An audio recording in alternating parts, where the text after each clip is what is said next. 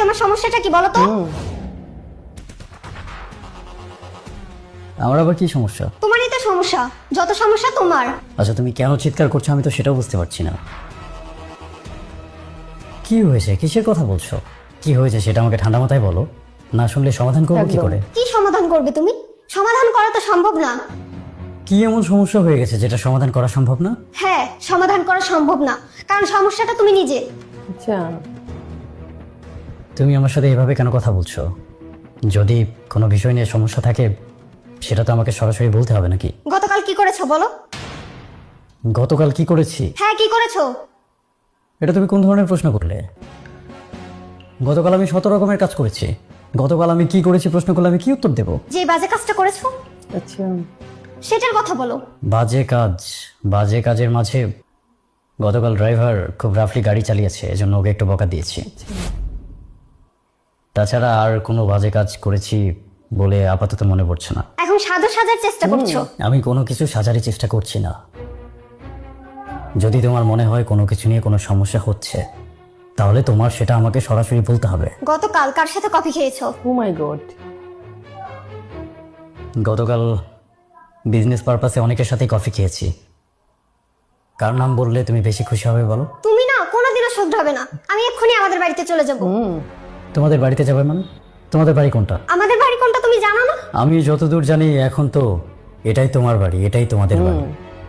আর তোমার কোন বাড়ি আছে সেটা তো আমার মাথায় ধরছে না। আমার বাবার বাড়ি হচ্ছে আমার ও বাড়ি, মাই গড, আর এটা আমার বাড়ি না, কারণ এখানে অশান্তি ছাড়া আমি আর কিছু পাইনি। অশান্তি বা শান্তি যেটাই পাও না কেন, এটাকে যে তুমি নিজের বাড়ি মনে করো না সেটা জেনে খুব অবাক হচ্ছি। কথা ঘোরানোর একদমই চেষ্টা করবে না বলছি। না, আমি কথা ঘোরানোর চেষ্টা করছি না।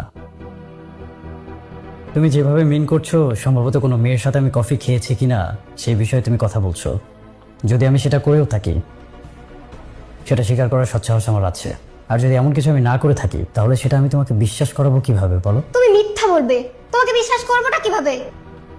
তুমি কোনো মেয়ের সাথে কফি খাওনি, এটা তুমি প্রমাণ করতে পারবে? যে কাজটা আমি করেছি সেটা আমি প্রমাণ করতে পারবো, কিন্তু যে কাজটা আমি করিনি সেটা যে আমি করিনি সেটা কি করে প্রমাণ করবো? আর আমি যে কাজটা করেছি সেটার কোনো প্রমাণ তোমার কাছে আছে? প্রমাণ থাকলে বলো, কার সাথে কফি খেয়েছি আমি একটু জানি। অপরাধ করেছো, এখন আবার বড় বড় কথা বলছো। আমি এক্ষুনি আমাদের বাড়িতে চলে যাব, তুমি আমাকে আটকাবে না। দেখো, তুমি যদি চলে যাও তোমাকে আটকানোর মতো শক্তি আমার নেই। আমি চাইলেও তোমাকে আটকে রাখতে পারবো না, কারণ মানুষ কখনো মানুষকে আটকে রাখতে পারে না। তুমি চাইলে চলে যেতে পারো, কিন্তু এত ছোট একটা বিষয় নিয়ে তুমি অশান্তি করে চলে যাচ্ছ, পরবর্তীতে সম্ভবত এজন্য তোমার আফসোস করতে হবে। আর ছোট্ট একটা বিষয় নিয়ে অশান্তি করে তুমি যেখানেই যাও না কেন, আমার মনে হয় না তুমি খুব বেশি শান্তিতে সেখানে থাকতে পারবে। কি বললে তুমি? আমাদের বাড়িতে আমি শান্তিতে থাকতে পারবো না? এখন এখান থেকে তোমার যেমনটা মনে হচ্ছে যে বাবার বাড়িতে গেলে তোমার অনেক সুখ শান্তি হবে, বাস্তবে তেমনটা নাও হতে পারে। তুমি কি মনে করছো আমার বাবা মা আমাকে ফেলে দেবে? না, ফেলে দেবে না। ফেলে দেবে কেন? যতক্ষণ পর্যন্ত তুমি আমার স্ত্রী ততক্ষণ পর্যন্ত তাদের তোমাকে ফেলে দেওয়ার কথা না। আচ্ছা,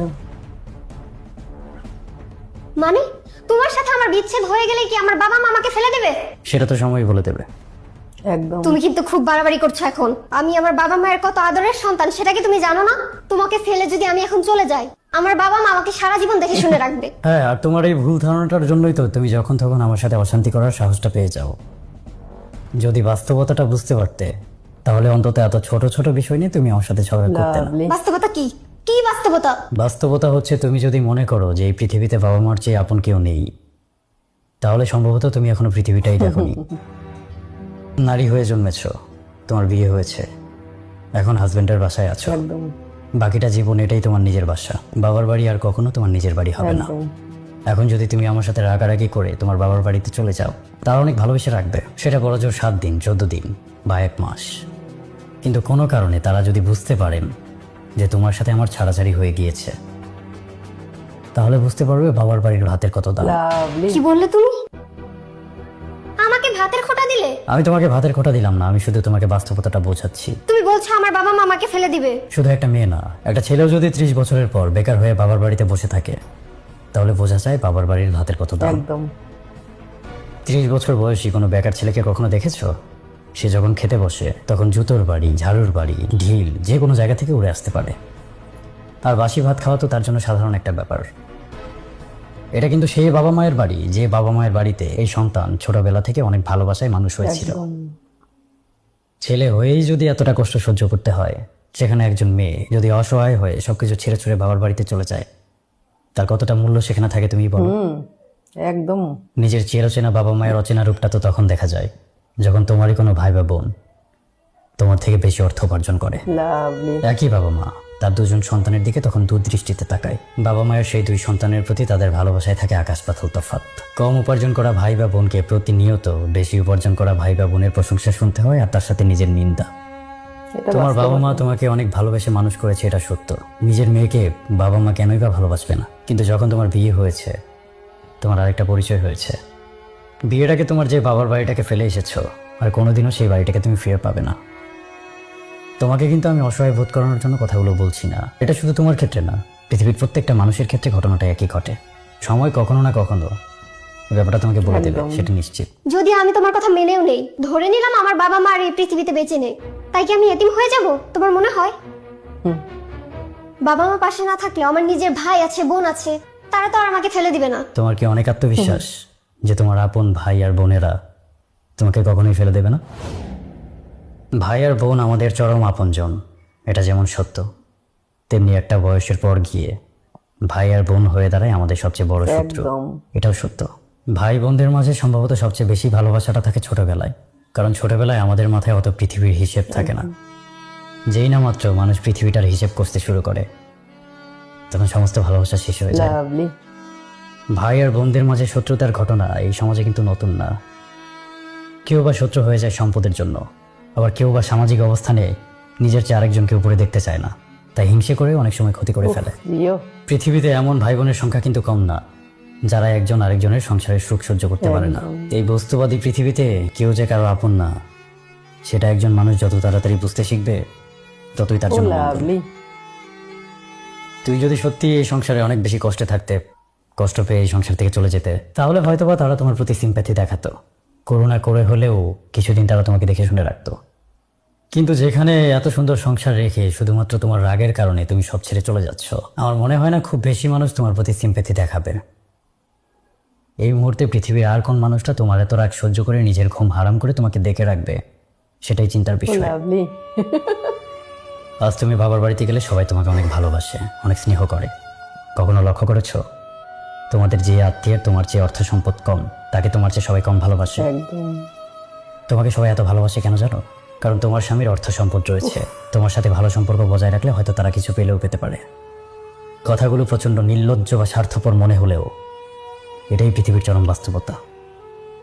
যেদিন এই পৃথিবীর মানুষেরা বুঝতে পারবে যে তোমার মাথার উপর কোনো ছায়া নেই, তোমার মাথার উপর তোমার স্বামী নেই, আমি নেই, সেদিন দেখবে হঠাৎ করেই সবার ভালোবাসা তোমার উপর থেকে উধাও হয়ে যাবে। 100% তোমার যে সত্য। আত্মীয়কে একবার কল করলে এখন দৌড়ে চলে আসে তোমার কাছে, হঠাৎ দেখবে তাকে শত শত কল করছো, সে রিসিভ করছে না। তোমার যে আত্মীয় বাড়িতে গেলে তোমার পছন্দের খাবারগুলোকে রান্না করে তোমাকে খাওয়ায়, হঠাৎ দেখবে সে আর তোমার পছন্দের কদর করছে না। যে বাবা মা পান থেকে চুন খসলে তোমাকে নিয়ে অস্থির হয়ে যায়, রাতের পর রাত তুমি কাঁদবে, সেই বাবা মা তোমার খোঁজ নেবে না। এই পৃথিবীটা শুধু আমাদের প্রতি প্রত্যাশা করেই বসে থাকে। মা বাবা ভাই বোন আত্মীয় স্বজন, কেউ যে আপন না, জীবনের একটা সময় এসে সেটা বোঝা যায়। পৃথিবীটা শুধু তোমার কাছে প্রত্যাশা করেই বসে আছে, যাকে যত দিতে পারবে সে তত ভালোবাসবে। ইয়ো। দেওয়া যেদিন বন্ধ হয়ে যাবে সবার ভালোবাসা শেষ। একদম। প্রশান্তির বিষয় তো এটা যে এমন স্বার্থপর পৃথিবীতে তোমার এত রাগ ক্ষোভ আমি সহ্য করছি। যদি আমার দোষ থাকে তুমি আমার সাথে ঝগড়া করতে পারো, আমাকে ছেড়ে যাওয়ার অধিকারও তোমার রয়েছে। কিন্তু বাবা মা ভাই বোন আত্মীয় স্বজন এদের ভরসায় যদি তুমি আমাকে ছেড়ে যাও, তাহলে সম্ভবত সেটা বোকামি হবে। একদম। মন খারাপ করো না, আমি তোমাকে কথাগুলো কষ্ট দিয়ে বলতে চাইনি। ঠিক আছে, তুমি যেহেতু সলভ করতে পারছো না, আমি আমার জায়গা থেকে ব্যাপারটাকে সলভ করার চেষ্টা করব। আমি যে অন্য কোনো মেয়ের সাথে কফি খেয়েছি, এই কথাটা তোমাকে কে বলেছে বলো তো? জি বলু, বলেছে কেউ একজন। মাহবুব ভাই বলেছে, তাই তো?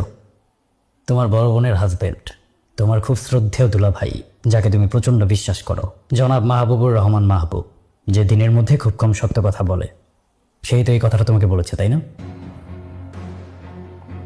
তার অফিস আমার অফিস থেকে 2 মিনিটের হাঁটা পথ, কিন্তু তার মানে এই না যে সে আমার সম্পর্কে সবকিছু জানে। আর তার মানে এটাও না যে আমার উপর গোয়েন্দাগিরি করানোর জন্য প্রতিনিয়ত তুমি তাকে ফোন করতে থাকবে। আমি যদি এখন তোমাকে জনাব মাহবুবুর রহমান মাহবুবের সামনে নিয়ে দাঁড় করাই আর তার কলার ধরে তাকে জিজ্ঞেস করি যে আমি কার সাথে কফি খেয়েছি প্রমাণ করে দেখান, তখন সে কি করবে জানো? তখন সে তার ময়লা দাঁত দুটো বের করে হেসে দিয়ে বলবে, নিজের শালীর সাথে কি আমি এতটুকু মজাও করতে পারি না? ও মাই গড। সে কিন্তু সবকিছু হেসে উড়িয়ে দেবে, কিন্তু তার কথার উপর বিশ্বাস করে তুমি কিন্তু আজ আমাদের সংসারটা নষ্ট করতে বসেছ। একটা মানুষের করা জঘন্য একটা মজার জন্য তুমি যদি আজ সংসারটা নষ্ট করে ফেলতে, ভবিষ্যতে নিজেকে ক্ষমা করতে পারতে? তার মানে তুমি কোনো মেয়ের সাথে কফি খাওনি? মাহবুব ভাই আমাকে মিথ্যা কথা বলেছে। সে যে কত বড় মিথ্যেবাদী এটা আমি আরো 2 বছর আগে থেকে জানি। আমি মাহবুব ভাইকে এক্ষুনি কল করছি, তাকে একটা শিক্ষা দেওয়া দরকার। সেটা হবে তোমার ইম্যাচিউরিটির লক্ষণ। কেন ইনম্যাচুরিটি কেন? তুমি যদি কখনো বুঝতে পারো যে তোমার কোনো আত্মীয় স্বজন তোমার ক্ষতি চাচ্ছে, তুমি শুধু তাদের থেকে নিজের দূরত্বটা বজায় রাখবে, একদম। তাদের সাথে গিয়ে ঝগড়া করবে না। এত কথার মাঝে আমি কিন্তু একটা বারের জন্য বলিনি যে তুমি তোমার বাবা মা ভাই বোন আত্মীয় স্বজন বা তোমার মিথ্যেবাদী দুলা ভাই কারোর সাথে সম্পর্ক রাখবে না।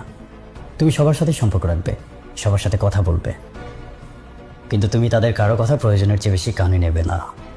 আর যদি নাও, তাহলে যে আগুনটা জ্বলবে সে আগুনে সবচেয়ে বেশি তোমাকেই পড়তে হবে। লাভলি। ভিডিওটার কথাগুলো পুরোটাই 100% সত্য। প্রথমে একটা কথা বলি যে অন্যের কথা শুনে নিজের সংসার কেউ ভাঙার চেষ্টা করবে না, কারণ তুমি সুখে থাকলে অন্য সকলেই চাইবে তোমার সংসারকে ভেঙে দিতে, যাতে তাদের মতো কষ্ট তুমিও ভোগ করো। তারপরে বাবা মা ভাই বোন যাদের কথা এখানে ভিডিওটাতে বলা হয়েছে, এটাও 100% সত্যি। যেদিন তোমার হাজবেন্ড তোমাকে ছেড়ে দেবে, সেদিন তুমি সবার মুখোশ দেখতে পাবে যে কতটা তোমাকে তারা ভালোবাসে। স্বামী সব সহ্য করে নেয়, মেয়েদের সব আবদার মেনে নেয়, সব অত্যাচার মেনে নেয়, যা খুশি করো স্বামীর সাথে করা যায়। কিন্তু যেদিন স্বামী তোমার পাশে থাকবে না, সেদিন বুঝতে পারবে যে এই দুনিয়াটা কতটা স্বার্থপর, কতটা ভালো তোমাকে সবাই বাসত। তাই সময় থাকতে স্বামীর সম্মান করতে শেখো, স্বামীকে ভালোবাসতে শেখো। ছোট ছোট অন্যের কথা, ছোট ছোট অভিমানে কখনো নিজের সংসারকে ছেড়ে যেতে নেই, নিজের সংসারকে ভেঙে দিতে নেই। ভিডিওটাতে বাস্তবতা তুলে ধরা হয়েছে। ভিডিওটা আমার তো মন ছুঁয়ে গেছে। আশা করি এই ভিডিওটা দেখলে প্রত্যেকটা মেয়েরা তোমরা অনেক কিছু শিখতে পারবে, তোমাদের অনেক জ্ঞান বাড়বে। লাভলি। আমার ভিডিওটা সত্যিই মন ছুঁয়ে গেছে, জাস্ট অসাধারণ।